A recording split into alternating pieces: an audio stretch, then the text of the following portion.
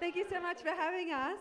I'd just like to obviously acknowledge the traditional owners of the land. I'm delighted today to be interviewing not one, not two, three, four debut writers, two now and two immediately after this session. I kind of mucked it up because I thought I had an hour with each couple, but I've only got an hour altogether. So if I feel like I'm racing, that's why, because it is such an honour to speak to debut writers, such a thrilling moment in your lives, I'm sure, to go from tapping away in your room to having a book published. Jessica Kirkness, grandchild of deaf adults. And you're probably wondering why I mention that. It's key to the memoir that she wrote, which is called The House with All the Lights On. Would you mind showing that off for us? Please welcome Jess to the stage. And Lisa Kenway, I really nearly wanted to kill you when I was making my notes because you are an anaesthetist, which means I had to spell it like 3 or 4 times when I was writing. She's written her first novel, which I think is a crime thriller. I think we could call it a crime thriller. All You Took From Me. Could you show us the cover as well? Receiving the call from your agent or your publisher to say, we like you, but we like your book. We love your book. We want to publish your book. It must be absolutely thrilling, but I want to talk to you as well about the grueling process of getting the manuscript written, deciding on a title, coming up with the cover, unboxing your first copies of the book, because that's become quite the Instagram moment. But of course, it all starts with an idea. And that is the name of the session today. It starts with an idea. So, Lisa, let's start with you as a debut novelist. What was your idea? So my book is a psychological thriller that's set between the Blue Mountains, where I have a house, and a fictional Sydney hospital. And it's about an anaesthetist who wakes from a coma to discover that not only has she lost her husband, but she's also lost most of her memories from the last few months. Then she gets out of hospital and realises there's a stranger following her. She doesn't know who he is or what he wants. But getting back to work, starts to suspect that an anaesthetic drug might help her access those missing memories, but there's no way to test that theory without putting her career and her life at risk. The idea for that came to me at an anaesthetic conference, funnily enough. That you were trying to forget, or? I'd been writing for a while at that point. I had one shelved manuscript for a novel and had published short stories. So I think when you're in the business of writing as well, ideas just present themselves to you, or maybe you notice things that you wouldn't otherwise notice and put them in the back of your mind as something you'd like to write about one day.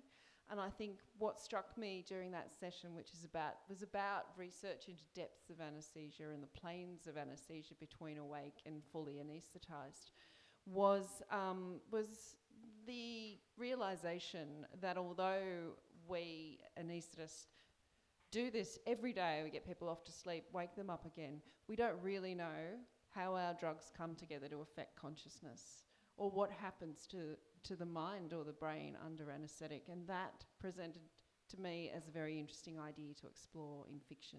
Because that's fascinating, isn't it? That we don't actually know how you do what you do, how people go to sleep and what happens to them when they are asleep. So is that what you were trying to explore? Or was it more the idea that anything could kind of happen to you while you're in that state? It was just a jumping off point, really, to explore memory and unreliability of memory, and perhaps different ways that people might justify their actions, or think about how they can justify, I guess, their actions. She's trying not to give too much away. Avoid spoilers. So the idea fascinated me, absolutely. Yes, what happens to the brain when we're unconscious or under anaesthetic? People have dreams, they have memories afterwards, but it's not the same as sleep. So what is it? So what is it that's happening to us? Now, Jess and I have quite an interesting history, because I, for a long time, was a judge of the Vogel Prize, which was sponsored by the Australian and the Vogel family. and it was for young writers under the age of 35.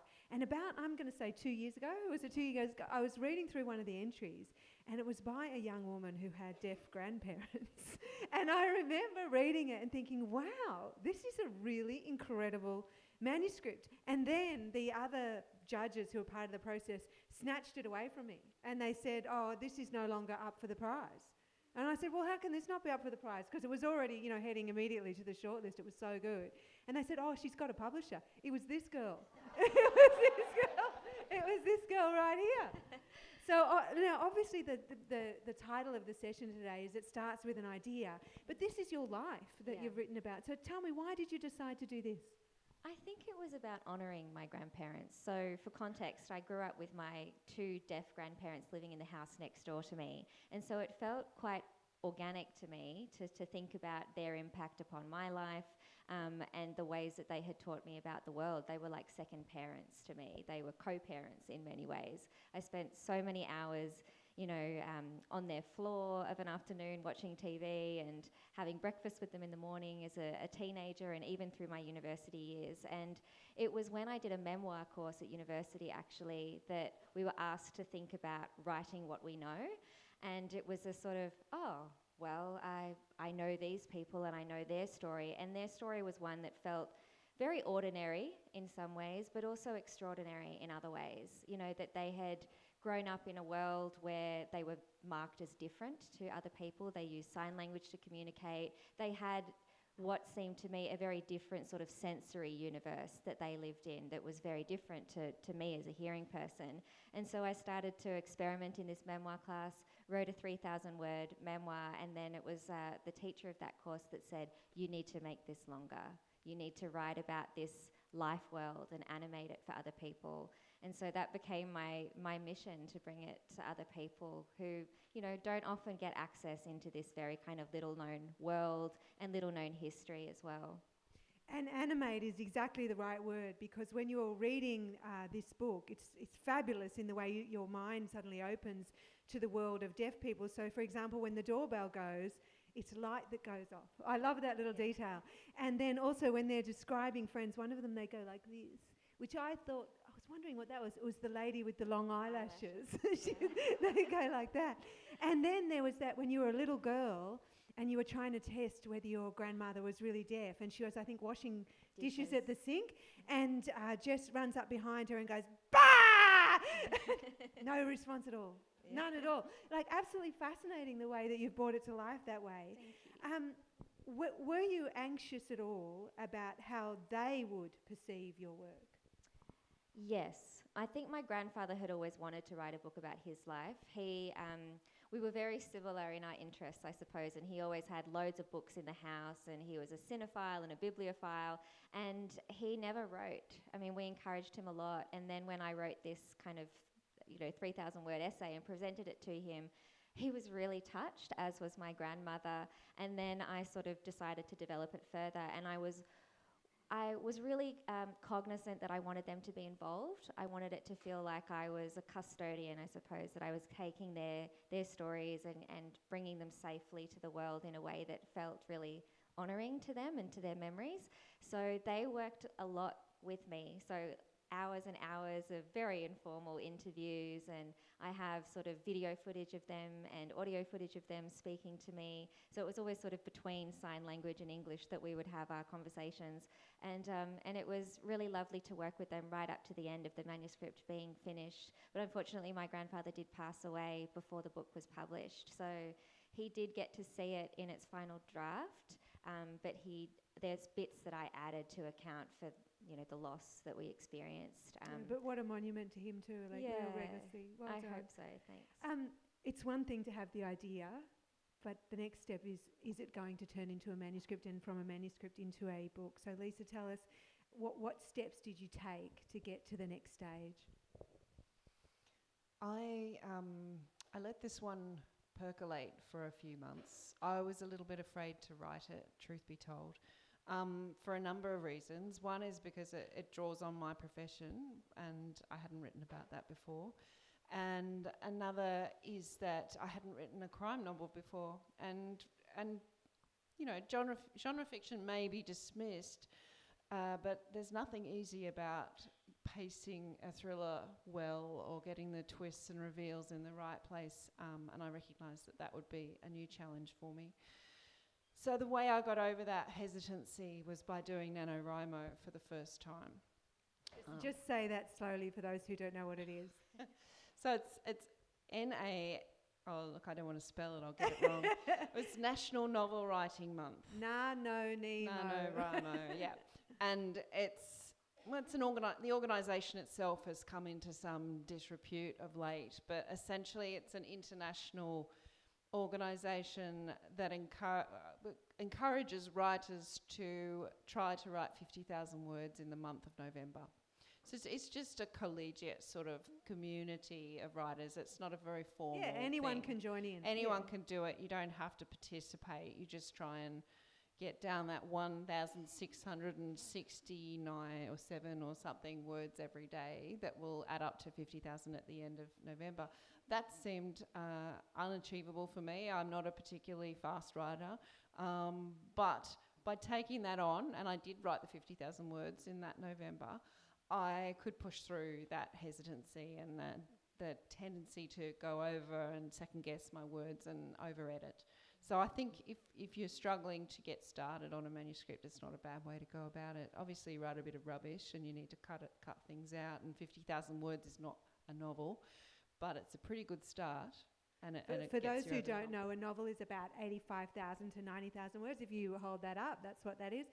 So in the month of November alone, Lisa wrote half of that. Well, I'm just technically not half of this.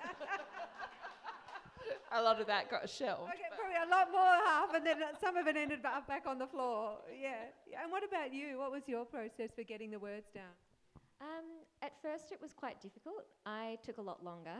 It was more than a month. Well, of course, it's not a month, but I took a number of years. I took about 5 years to finish the manuscript. And I think it was quite painstaking because, I really wanted it to be, discussed with my grandparents and with my family members because there were real people at stake. I really wanted it to be quite brutally honest, but I also didn't want to shy away from, I didn't want to shy away from truth, but I also wanted to be mindful of the people's feelings, my mum, my siblings, my dad, all of the people that are kind of represented in the story. So there was a lot of back and forth, I think, that happened because I was quite anxious about how they would react to it. So it took me a while to let go of it, and then when I realised it was done, then I started to enter it into prizes, things like the Richel Prize and the Vogel Prize, and that really helped me meet a target. It was like, right, I need to stop fiddling with this. It's reached the sort of its natural end and conclusion because, you can edit and edit and edit endlessly, but there's a time that you just have to let go, I think, and it's as done as it can be. Did you enter into any prizes, Lisa? Yeah, I entered just about every prize that I could. What's the value of the prize? Is it because it forces you to meet a deadline? It means that you've got to have something to enter? Is that why you do it? That's a big benefit. I would take a step back and say, if to any writers in the room who are thinking about entering prizes, read the fine print, because if the prize results in a publication deal that is not what you want or precludes you from sending your manuscript elsewhere, then that may not be worth entering because those terms and conditions can be restrictive. But there are a lot of fantastic prizes for emerging writers, and yes, it does help you meet a deadline and help you send that manuscript off that you're just tinkering with, because yes, as Jess said, the temptation is to move commas around indefinitely. But the other thing that it got for me was, even though I didn't win any of those prizes, just being on a long list for something like the Richel Prize opens some doors. And although those doors didn't open fully, it looks great on a CV. Every pitch I did after I got that long listing resulted in a manuscript request. It just shows a publisher that perhaps there's something in this. Yeah, the steps towards publication. The Richel Prize, for those of you who don't know, is named for Matt Richel, who was killed in a surfing accident in Tamarama. And that prize, I think, has produced at least 10 outstanding books in Matt's name. He was a magnificent man, father, husband of Hannah Rochelle, who's an author who has a book coming out next year. The Vogel Prize is no more, unfortunately, but we have the Australian Fiction Prize, which is also open to writers of all calibre. And as you say, Lisa, there are prizes everywhere, and entering them can lead us to publication, which is what happened for you. So how did you go from being on my shortlist to actually having your book snatched away? How did that happen? Well, it was just, the timing was kind of uncanny because I had come in contact with my publisher just after I had submitted to the Vogel. And I had been shortlisted for the Richell Prize as well, which I think got me through the door in speaking to Allen and Unwin, who were my publisher. So my publisher went, oh, she was shortlisted for a prize, fantastic. And so read the manuscript, and then I was given an offer, and it just went from there. And I think it happens very, very slowly until it happens, and then it's very quick. And tell me, how did that, tell me about that moment, if you can recall it. Like, what do you remember where you were when you heard somebody wanted to publish your book? Yeah, I actually had 3 offers for the book, which was really exciting. Fabulous. Yeah, and so I had the luxury of deciding between the 3, and it was all very adrenaline, very overwhelming and very exciting. And it was an email that decided it for me. So I had this beautiful email from my publisher that showed me that she deeply understood what I was trying to do, and I went, that's where I'm going. Amazing. And so the decision was made for me by that email. Yeah. And how did it go? How did it go for you? I had I guess a more typical but less fairy tale story. I spent 3 years pitching my novel to agents and publishers. Admittedly, during COVID, it wasn't the best time to pitch a dark thriller set in hospitals, but anyway. I should have written a cosy mystery, but setting that aside... Write what you know. Setting that aside, I think it was... I had belief in that novel, and the process can be protracted because you send it out to 2 or 3 people at a time, and you wait for them to get back to you, and then you work through your list. So I worked through the agents. Unfortunately, none of them were interested in taking me on. So then I looked for opportunities to contact with publishers that didn't involve going through what's known as a slush pile, so open submissions. So I pitched them through the ASA speed literary dating opportunities and similar. And I had near misses. I had a revise and resubmit with a big 5 publisher. The commissioning editor loved the version that I sent back to her but couldn't get it through acquisitions. So I had 1 or 2 experiences like that, and I'd reached the point with this manuscript where I was starting to come to some acceptance that it would not get a traditional publishing deal. I was working my way through the last few publishers on my list through their slush piles, and I had discounted my publisher Transit Lounge as being too literary to be interested in my novel. But, circumstances aligned, and I had encouragement from an editor who'd worked on the novel, and then I had a friend whose novel was picked up by them, and I had another look at the website, and they were specifically looking for upmarket genre fiction, such as psychological thrillers. So I sent the whole manuscript off to their open submissions with no expectations, and 2 weeks later got an offer. So that, again, as Jess was saying, nothing, and then it happens all at once. Yes. And I think people are always interested to know when you've had your manuscript accepted. Obviously, that's just the first stage. There then has to be a lot of editing that takes place within the publishing house. I remember being shocked that I had to do it myself. I thought they were going to come and correct all the mistakes, but you actually have to correct the mistakes yourself. And then also choosing the title and choosing the cover design. Both of you have such beautiful cover designs. How much input did the 2 of you have into those parts of the process? Yeah, the really great thing about being with a small publisher is that I think any experience of being published is quite collaborative, but when you're with a very small publisher, that can extend to the cover design, which doesn't apply to everyone as well. So yes, I did another 2 rounds of edits with a fabulous editor who got me doing quite a lot more work on this book that I'd already spent 3 years on and off working on, but made it so much better. Just really saw exactly what it needed to make it, to elevate it to where I wanted it to be. So that was really rewarding. It was hard work, but I really was happy with that process. And then the cover design, I got to give a brief, which I think is fairly unusual. And I had some ideas. I said, well, A, I'm not a designer, and B, please feel free to ignore all of these suggestions, because the transatlantic covers are fantastic and a bit left field, and I wanted to see what the designer would come up with on his own. But these are my ideas, and I wanted something that would reflect or perhaps convey that feeling of emerging from altered conscious state. Show us your cover again. In an abstract way. I didn't want a picture of a doctor on the cover or a syringe and a needle or anything like that. Yeah.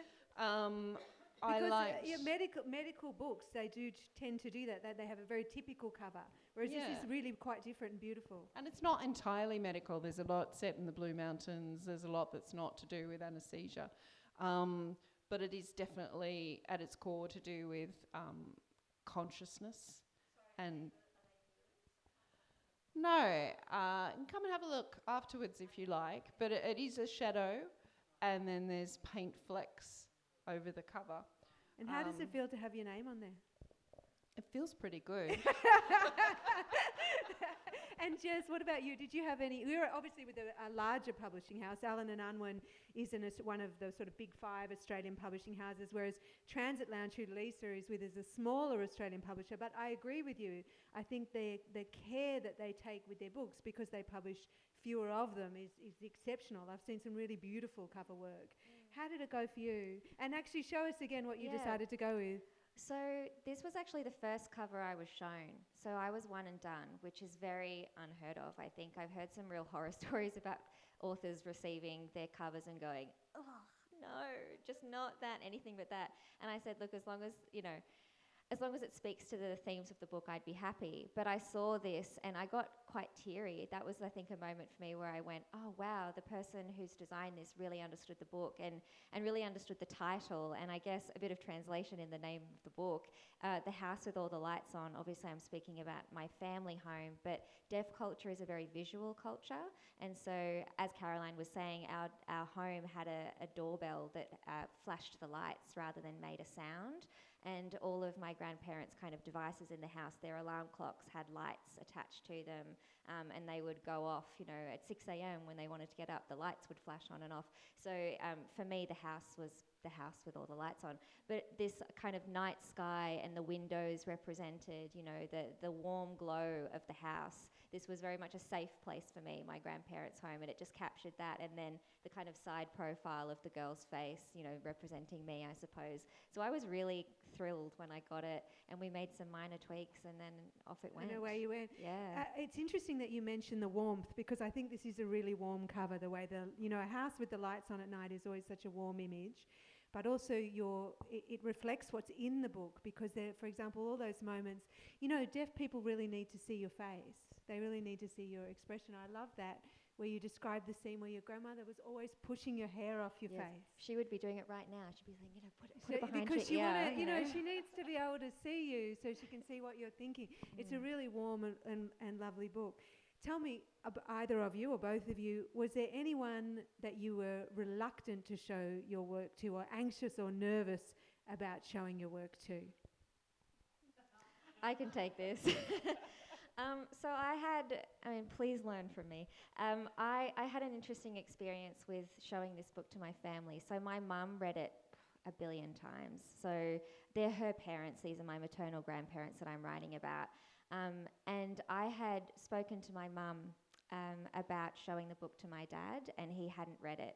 And Dad's not really a bookish kind of person. He restores Harley Davidsons for a living. He has a big shed. I don't think he's read a book for years. And so my understanding was that he didn't want to read the book because I had prefaced the story with, read with caution, Dad. I've had to be quite honest about tensions in the family kind of dynamic. And so Dad didn't read it until it was published. And then he did read it. He read it, he got the flu and read the book in one sitting and was, I think, quite shocked by the content of it. And so we had to have quite a few conversations around that.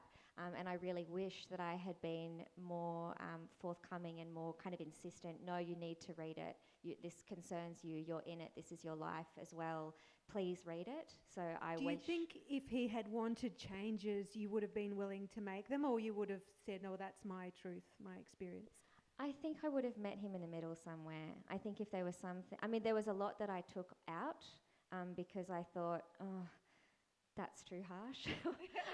or, you know, I don't want to put that in there.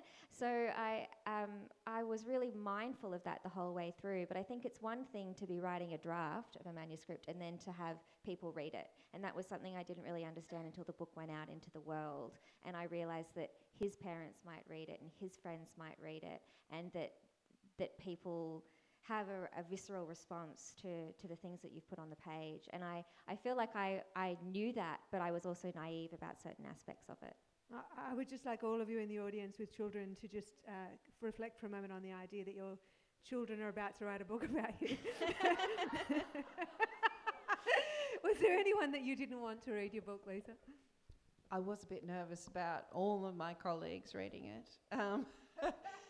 Just because it's fiction, and I push a lot of boundaries in the name of fiction, you know, in a fictional story, which I was hoping that nobody would mistake for autobiography. We have 2 or 3 minutes left, and I would like to take some questions from the audience. I know many of you are perhaps thinking about writing books of your own. Fantastic opportunity here to ask 2 exceptional writers about their experience. Do we have any questions at all? Come on, guys, here we go. Yes, I'll take you. You're in the first in there.